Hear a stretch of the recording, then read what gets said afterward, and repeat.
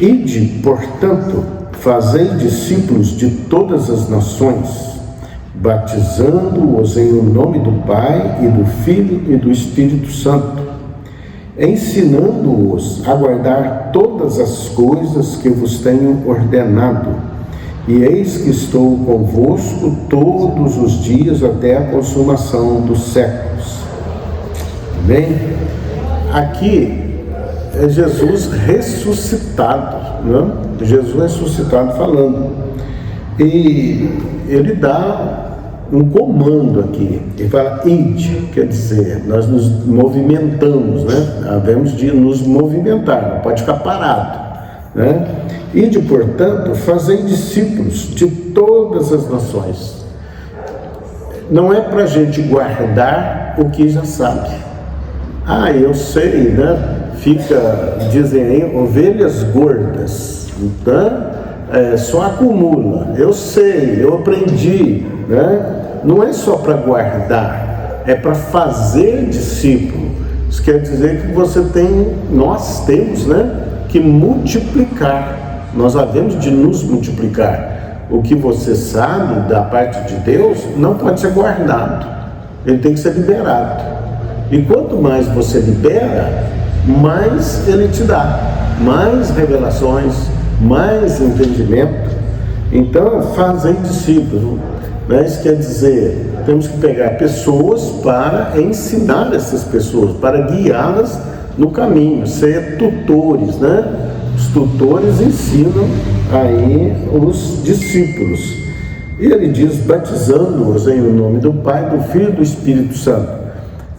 Não é só o pastor que batiza, todos os que são de Deus, eles podem batizar, né? E o batismo é em nome do Pai, do Filho e do Espírito Santo, da Trindade. O uso da Trindade, ele não é para ser usado, por exemplo, no fim de uma oração, não, é específico o uso da Trindade, né? A invocação da Trindade, no batismo, em nome do Pai, do Filho e do Espírito Santo. Quer dizer, as pessoas têm o costume de, ao final de alguma oração, fazer a invocação da Trindade. Não é assim. A invocação da Trindade no batismo. E nós não batizamos crianças. Por quê? A palavra diz, né, em Marcos, né, diz assim, aquele que crer e for batizado será salvo. O que é isso, né? Primeiro você crê, né? O batismo, ele não é pela nossa vontade, é pela vontade daquele que quer ser batizado. É ele que, a pessoa que manifesta a vontade de ser batizado, não é aí batizar crianças. Criança, você perguntar para a criança, você compreende, você entende, você crê? O que ela vai dizer, né? Nem falar, não fala, né? Então, quando a pessoa chega num grau de entendimento, geralmente 12, 13, 14 anos aí, que ela vai compreender, então ela vai desejar, ela vai querer ser batizada. E ela até importuna a gente, né? Me batiza, né? Porque é aquele que crer, primeiro crer, né? E for batizado, será salvo. Assim, né?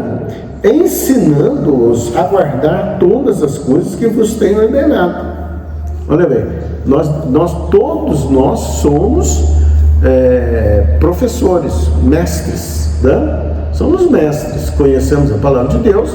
O que nós devemos fazer? É ensinar, a guardar, né? Ensinar não é somente para intelectualmente, né? Para falar que sabe, ou para se dizer que sabe. Não, é para guardar. Esse guardar é praticar, né? Levar à prática da palavra, não somente ao conhecimento intelectual. E ele termina, e eis que estou convosco todos os dias até a consumação dos séculos. Aí as pessoas né, fica entendendo aí de um Deus distante, né, porque não vê. Deus, né, ele é invisível, mas real. Ele é invisível, mas real. E por ser invisível, as pessoas entendem, muitos, de um Deus distante, de um Deus que está distante. Mas isso não confere com a palavra. A palavra diz que, né, no Salmo 139, ele diz que o seguinte: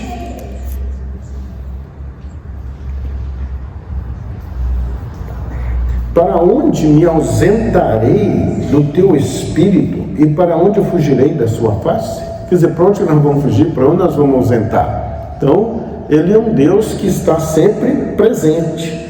Se subo aos céus, lá estás. Se faço a minha cama no mais profundo abismo, lá estás também. Se tomo as asas da alvorada e me detenho nos confins dos mares, ainda lá me haverá de guiar a tua mão, e a tua destra me susterá. Se eu digo, as trevas, com efeito, me cobrirão, e a luz ao redor de mim se fará noite. Então, quer dizer, por isso que a palavra diz que nós somos casa do Espírito Santo, nós somos, né, templo do Espírito Santo. Deus, ele não habita em santuários. As pessoas costumam fazer, né, grandes santuários, chamam de santuários, pintam de ouro, põem flores, né, faz aquelas obras arquitetônicas, né, maravilhosas aos olhos, mas se não tiver pessoa nenhuma ali, Deus não está, né? Quer dizer, ele está em todos os lugares, mas ele está dentro do homem. Nós somos templo. Ele não habita em santuário feito pelas mãos dos homens.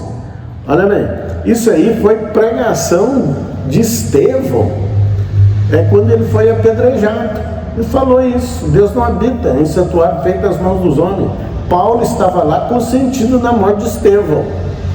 E depois, Paulo, convertido, ele vai lá na Grécia e ele prega a mesma coisa, né? Porque lá eles faziam aquelas imagens de mármores, né, dos seus deuses, feitos do Deus desconhecido. E, se bem que do Deus desconhecido não tinha imagem nenhuma, né? Então, Deus não habita, por melhor, por mais belo que seja aquele local. Ele habita dentro de nós. Como? Através do Espírito dele. Então, né, aqui Jesus diz: eis que eu estou convosco, né, todos os dias até a consumação do século. Então, ao se relacionar com Deus, tenha a consciência, desenvolva a consciência da presença de Deus em você. Ele está presente sempre. Mas como? Tem milhões de pessoas, né? Ele está presente. Como que é isso? Isso é maravilhoso demais, é alto demais. Como Davi disse: não posso alcançar, mas eu sei que assim é. Então, não pense ou não tenha por um Deus distante. Um Deus distante, não. Ele diz: o Senhor me conhece, o meu assentar e o meu levantar. O Senhor penetra os meus pensamentos. Olha bem, então ele é o Deus presente, é o Deus dentro de nós. Por isso que pregamos o quê? Quando a pessoa faz uma aliança com Jesus, ele aceita Jesus, então ele abre o coração para o Espírito Santo entrar. O Espírito Santo tem que ser convidado. Você convida o Espírito Santo e ele entra, ele toma posse de você. Simples assim, né? Se você fizer um paralelo com as pessoas que trabalham com demônios, eles abrem portas para demônios, para ser possessos por demônios. Olha bem, se os demônios são demônios, apossam-se de pessoas, né? Quanto mais o Espírito Santo. Convida o Espírito Santo para assumir sua vida. Eis-me aqui, Senhor, eu quero ser templo do Espírito Santo. Eu recebo Jesus, quer dizer, aceita o Evangelho, aceita as palavras de Deus, aceita Jesus, receba o Espírito Santo, e daí você passa a ser nova criatura, e você vai viver com a presença de Deus. Então, tenha a consciência do Deus presente, e não do Deus distante. Embora você não veja, ele é invisível, mas ele é real, e ele está sempre presente. E ele diz: eu não vos deixarei só. Olha bem, não é? Então, as ideias das pessoas têm que ser enquadradas no que diz a palavra de Deus. Eis que estou convosco todos os dias até a consumação dos séculos. Amém? Graças a Deus. Vou fazer vídeos curtos para ter mais acesso no YouTube lá. Amém? Deus te abençoe. Deus está presente na tua vida. Abra o teu coração, receba o Espírito Santo e tenha a presença de Deus em você. Seja templo do Espírito Santo. Amém? Deus te abençoe em nome de Jesus.